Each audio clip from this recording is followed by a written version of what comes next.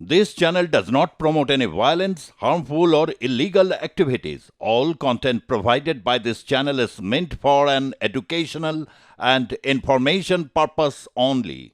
পশ্চিম এশিয়ায় যুদ্ধের দামামা বছর গড়ালেও যেন একেবারেই দমছে না, পরিস্থিতি কিছুতেই যেন সামাল দেওয়া যাচ্ছে না। ইসরায়েলের ওপর একের পর এক ক্ষেপণাস্ত্র হামলা ইরানের, জানে উদ্বেগ প্রকাশ করে এবার জরুরি বৈঠক ডাকলো রাষ্ট্রসংঘ। নিউ ইয়র্কে রাষ্ট্রসংঘের দপ্তরে এই বৈঠক। ইসরায়েলের রাজধানীতে পরপর মিসাইল হামলা ইরানের, জেরুজালেমে শতাধিক মিসাইল হামলা চালায় ইরান। এদিকে আবার সেনাকে ইরানকে সতর্ক করলো আমেরিকা।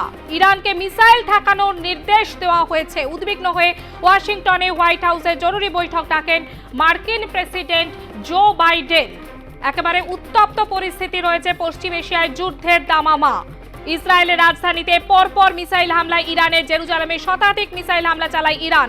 হোয়াইট হাউসে জরুরি বৈঠক জো বাইডেনের। সেনাকে ইরানের মিসাইল ঠেকানোর নির্দেশ দেওয়া হয়েছে। লেবাননের পরে সিরিয়ার রাজধানী দামাস্কাতেও ইসরায়েলি বিমান হানা, হতচার সাধারণ নাগরিক। আকাশপথে দফায় দফায় চলে হামলা, গুরুতর আহতের সংখ্যা 10। একেবারে উত্তপ্ত পরিস্থিতি পশ্চিম এশিয়ায় যুদ্ধের দামামা বছর গড়ালে উত্তপ্ত পরিস্থিতি কিছুতেই যেন সামাল দেওয়া যাচ্ছে না। ইসরায়েলের সাইরেনের শব্দ। মঙ্গলবার সকাল থেকে ইসরায়েলের লাগাতার ক্ষেপণাস্ত্র হামলা চালাচ্ছে ইরান। যে খবরে আমরা এই মুহূর্তে নজর রেখেছি, পশ্চিম এশিয়ায় যুদ্ধের দামামা বছর গড়ালে উত্তপ্ত পরিস্থিতি। কিছু বিশেষজ্ঞ, আপনাকে আর প্লাস নিউজে স্বাগত। এই যে পশ্চিম এশিয়ায় যেন একেবারে যুদ্ধের দামামা, কি হতে চলেছে বলে মনে করছেন? এটা টাইম নিয়ে কথা আছে, সময় নিয়ে কথা আছে। নাম্বার ওয়ান, এটা সময় নিয়ে কি করে কথা হলো দেখুন। এটা অক্টোবর মাস চলছে, আজকে 2 তারিখে আছে। গত বছর 7 তারিখে ইসরায়েলে যেটা হামাস হামলা করেছিল, এখন পর্যন্ত 1 বছর হতে চলেছে। এই সপ্তাহে 1 বছর হয়ে যাবে। এখনো 100 যেটা ওনাদের ইসরায়েলি যারা আছেন, কি নাম, হস্টেজ আছেন, ওরা এখনো হামাসের কাছে আছে, রাইট? তাহলে এই যে ইন্টারনাল কম্পালশন, যেটা আপনার ইসরায়েলে যে ইন্টারনাল কম্পালশন আছে, ওটা নিয়ে এটা পুরো জিনিসটা অর্কেস্ট্রেট করা হয়েছে। এটা আপনি প্রথম, এটা আমি আপনাকে বলেছি, নাম্বার ওয়ান। নাম্বার টু, আপনি জেনে আশ্চর্য হবে যে ইসরায়েলের ভিতরে তেল আবিবে গত 1 সপ্তাহ থেকে বেশি হয়ে গেল, যারা 100 জন থেকে হস্টেজ আছে, ওরা এখনো ভুখ হরতালে আছে, মানে হাঙ্গার স্ট্রাইকে আছে ওরা, রাইট? তো ওদের একটা প্রেশার নেতানিয়াহুর কাছে আছে। তো উনি একটা মানুষের এটা ধ্যানটা আলাদা করে দেবেন, তাই জন্য এটা উনি অর্কেস্ট্রেট করেছেন। যে 16-17 সেপ্টেম্বর, গত মাসে 16-17 সেপ্টেম্বর আগে পেজার এক্সপ্লোড হলো, তারপরে কি হলো আপনার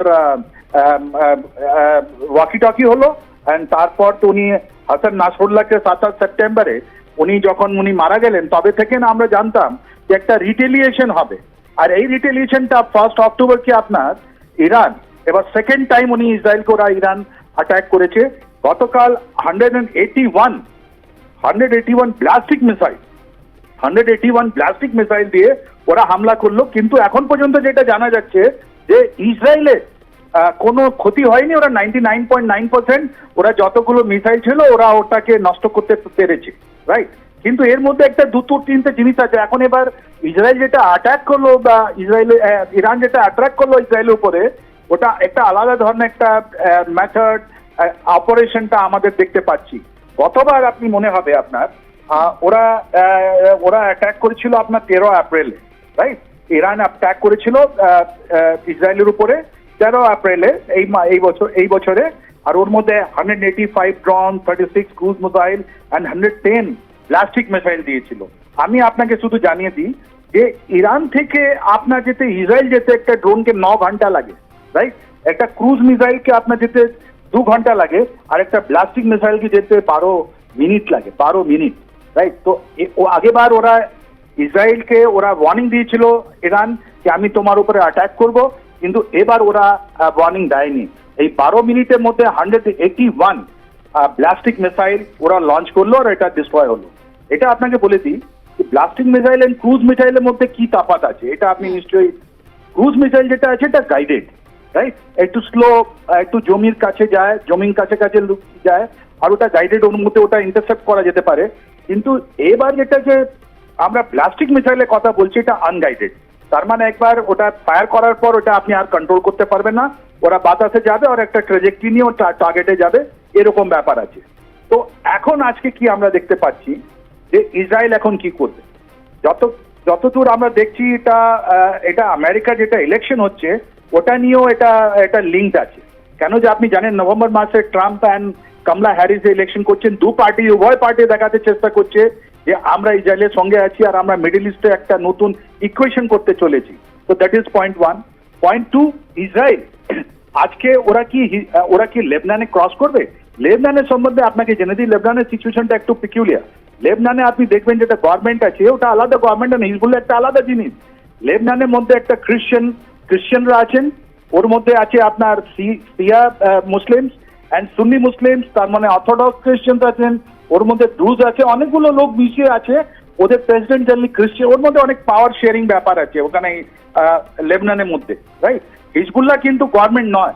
হিজবুল্লাহ মানে পাকিস্তান যেরকম আমরা দেখি না, পাকিস্তান আইএসআই যেরকম আমাদের উপরে একটা টেররিস্ট অ্যাটাক করে দেয়, ওরকম ব্যাপার নয়। হিজবুল্লাহ এই যে সিয়া, অনলি স্মল 30% পপুলেশন যেটা সিয়া আছে, ডাইরেক্টলি সাপোর্টেড বাই আপনার ইরান, ওরাই এটা করেছে, রাইট? তো আজকে আমরা দেখছি ওরা ব্লু লাইন, ওখানে একটা আমাদের ইউনাইটেড নেশনের পিস কিপিং ওখানে একটা ফোর্স আছে আমাদের, ওদের কি রিয়াকশন হচ্ছে, এরা ওখানে গিয়ে কেন যে ইসরায়েল বলছে যে তোমরা সাউথ লেবানন থেকে আমাদের যে বর্ডার আছে ওখান থেকে তোমরা 28 থেকে 20 কিলোমিটার আর নর্থ দিকে চলে যাও। তো আমরা এখন ওয়াচ করছি, let's see how the Israel reacts, how the Israel ground forces কি করে কাজ করে, তারপরে ওয়ার্ল্ড রিয়াকশন কি আছে, অ্যান্ড ইসরায়েল কি আবার কাউন্টার অ্যাটাক করে এই যে ইরানের যেটা নিউক্লিয়ার ফ্যাসিলিটি আছে ওর মধ্যে কাউন্টার অ্যাটাক করবে কিনা, এটাই নিয়ে আমরা চিন্তিত, আর ওইটাই আমরা দেখছি। Next 24 to 48 hours is very crucial. যুদ্ধ তো কখনোই কাম্য নয়। হ্যাঁ, কি বলছেন? যুদ্ধ তো কখনোই কাম্য নয়, তাহলে কি কোনো সমাধান আছে? না, দেখুন এটা আমাদের জন্য আবার টাইমটা আপনাকে বললাম, সময় দেখুন আজকে 2 তারিখ, আমাদের রাষ্ট্রে আমরা গান্ধীজির জন্মদিন আজকে, উনি নন ভায়োলেন্স প্রিচ করেছিলেন। আজকে আমাদের লাল বাহাদুর শাস্ত্রী জন্মদিন, যিনি জয় জওয়ান জয় কিষান দিয়েছিলেন। যে গান্ধীজির জন্মদিন আপনার ইউএন মানাচ্ছে, ওদিন আমরা কথা কি বলছি, আমরা কথা বলছি ইরান অ্যান্ড ইসরায়েলের যুদ্ধে। এই যুদ্ধের কোনো অন্ত নয়। হয়তো কি হতে পারে, আপনি এই গতদিন 1 তারিখে অ্যান্টনি ব্লিংকেন, যেটা ইউএসএ এর আপনার ফরেন সেক্রেটারি আছেন, উনি একটা আর্টিকেল লিখেছিলেন যার হেডিং আছে রিভাইভাল অফ ইউএসএ। ওর মধ্যে উনি ক্যাটাগরিক্যালি লিখে দিয়েছেন যে north Korea, China, Russia and Iran, এই 4টা মেন যেটা অ্যাক্সিস অফ রেজিস্ট্যান্স ওরা বলছে, এরাই 4 জন লোক আছে, এদের ডিস্ট্রয় করা, ও এরকমই কথা উনি একটা আর্টিকেলে লিখেছেন। এরাই আমাদের বেশি দুশ্মন, আর যেটা পিস আছে ওটা এর জন্যই। ইট ইজ অলসো ফ্যাক্ট যে আজকে যেটা হচ্ছে, আপনি দেখুন রাশিয়া ইউক্রেন বা ইরান ইসরায়েল বা নর্থ কোরিয়া বা সাউথ চায়না সিতে চায়নার আমেরিকা যেটা স্ট্র্যাটেজি বসাচ্ছে, ওরকম এই পরিস্থিতিতে আমরা দেখতে পাচ্ছি না যে কোনো একটা পিস হবে। অনেক ধন্যবাদ। আমরা কথা বলছিলাম প্রতিরক্ষা বিশেষজ্ঞ আর কে শ্রীবাস্তবের সঙ্গে, যে খবরে নজর রেখেছে পশ্চিম এশিয়ায় একেবারে যুদ্ধের দামামা, বছর গড়ালেও উত্তপ্ত পরিস্থিতি কিছুতেই যেন সামাল দেওয়া যাচ্ছে না। মঙ্গলবার সকাল থেকে ইসরায়েলের লাগাতার ক্ষেপণাস্ত্র হামলা চালাচ্ছে ইরান, জানে উদ্বেগ প্রকাশ করে এবার জরুরি বৈঠক ডেকেছে রাষ্ট্রসংঘ।